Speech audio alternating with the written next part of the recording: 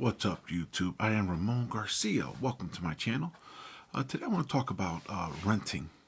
Renting as being an asset, so to speak. I know some people may say I'm crazy, right? How can renting be an asset? I mean, you're paying money, and there's really no return other than you living in the apartment or the place you're renting, the home or what have you. So how can that be an asset, Ramona? But a bunch of people may be asking, and I'm gonna tell you why I believe is an asset. Renting is an asset is because you're not tied down to anything for a long period of time. So what do I mean by that? When you buy a home, when you buy a condo to live in, right? With no return, no return. We're talking about a property you buy to move your family in, and there's no rent coming out of it. There's no type of return coming out of it other than the equity that you build in the house, which is a good thing. I'm not saying it's a bad thing, but you're tied down to that for usually anywhere between 15 to 30 years. Some people pay their properties off sooner. Some banks will offer a 10-year loan, but the average, I would say, most will agree with me, is about 30 years, right? Somewhere between 15 and 30 years. Now, 15-year mortgages have been common now. A lot of people are going that route because they're saving on interest, right? The 15 years of interest. So you can do the math yourself on that, depending on the purchase, the amount of loan you're getting. But you're tied down. You're tied down, and unless you sell that property or you rent that property, there's really no type of income coming in. Or if you refinance, there's really no type of there's nothing coming in on that property, and you're tied down. You're committed to that for that amount of time, which I believe is a lot. A lot of time we'll use the 30-year mark, right? 20, 30-year mortgage is it's a lot of years that you're tied down. Uh, uh, you're committed to that mortgage. So renting, when you rent, you normally it's a 1-year lease. In some cases, landlords will do a month to month, which means that you can move at any time if you just give whatever your lease requires. Usually is a 30-day or 60-day notice, but you're not committed to it. You have freedom, and freedom is the most important asset that you can have. Time is also the most important asset you can have, and both are involved in renting. When you rent a property, you're not committed to it. Okay, you can say, when depending on the lease terms, you can decide, hey, I want to continue living here, or I want to move on to a bigger property, a smaller property, a less expensive property, a different location, maybe a different country, a different island. You can go from a house to a condo. You can rent a condo. You can downsize. There's so many options when you rent. Now, yeah, okay, you're paying rent. You're giving that money to the landlord, and that money you don't see again. That's true. You're right about that. But what's more important than your freedom? What's more important than saying, you know what? I don't have to keep this apartment for 15, 20, 30 years. I can take I can live here for 6 months, a year. You know what? Things don't work out. I'll go move on to the next step. Move on to the next place.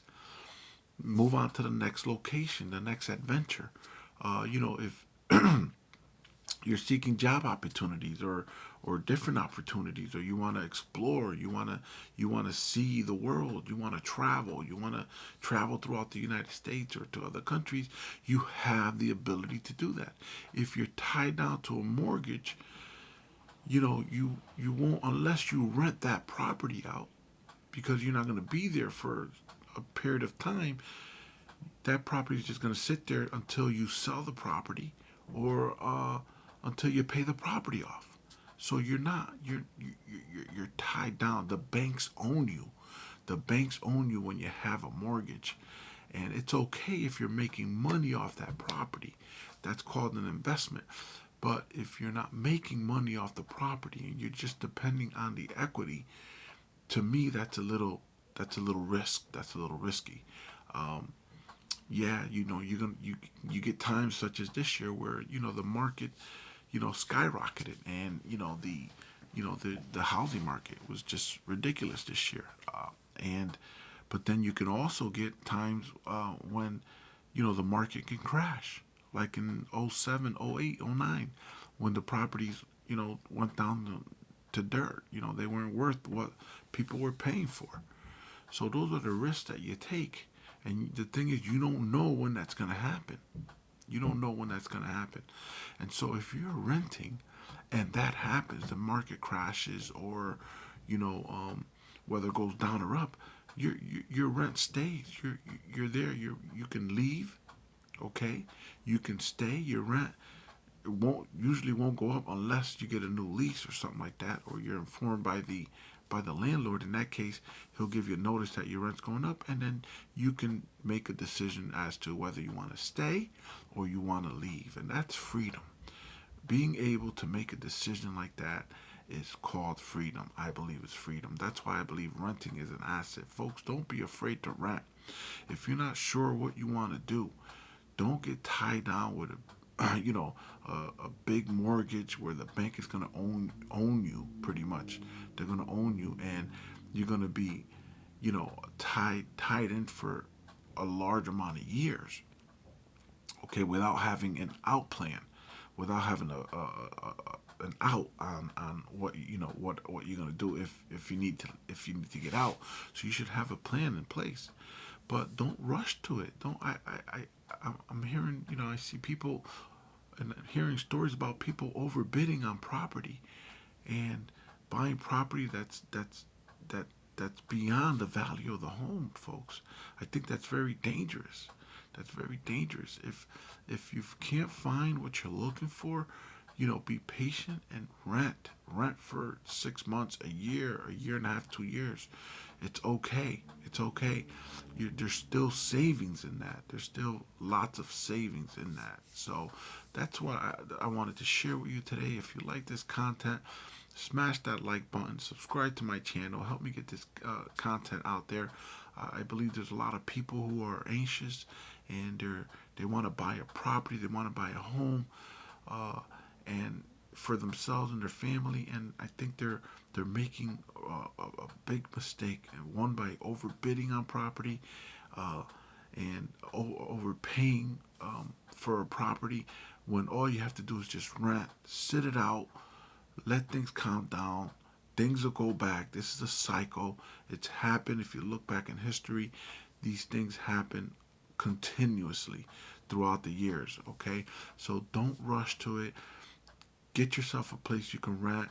If you want to commit to a year, fine. If you want to do a month to month, talk to the landlord. I'm sure they'll provide you.